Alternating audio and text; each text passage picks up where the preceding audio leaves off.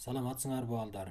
Бүгүн мен силерге өзүмдүн сыйкырдуу отургуч аттуу китебимден бир болгон окуя тууралуу аңгемени окуп берейин.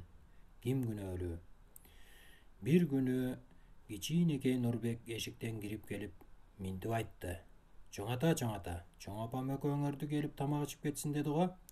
Ким? Кашымкан эне эмнегедир ишене албай сурады. Атамдар жөн жай элеби?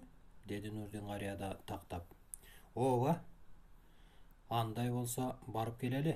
Балабыз менен келинибиз шорпо шилеңишсин деген тура, деп сүйүнүштү карылар. Ошентип карыялар ээрчип жөнөп калышты.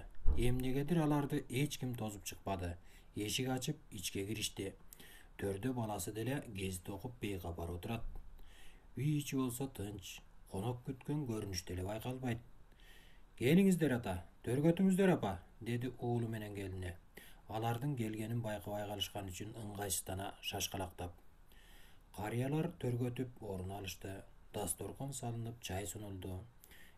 Ата, бу апам экөөңүздөр жасанып алыпсыздар, бир жакка баратасыздарбы?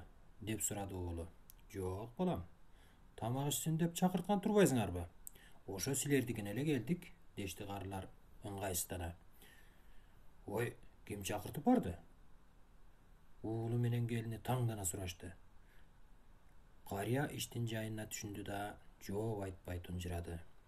Жанагы неберебиз Нурбек барды да.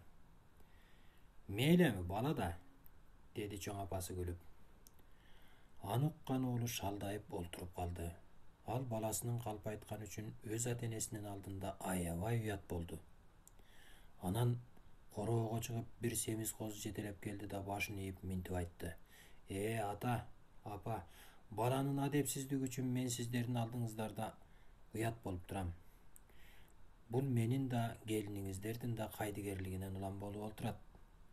Мүмкүн болсо бизди кечирип, бул козуга бата тилеп коюңуздарчы.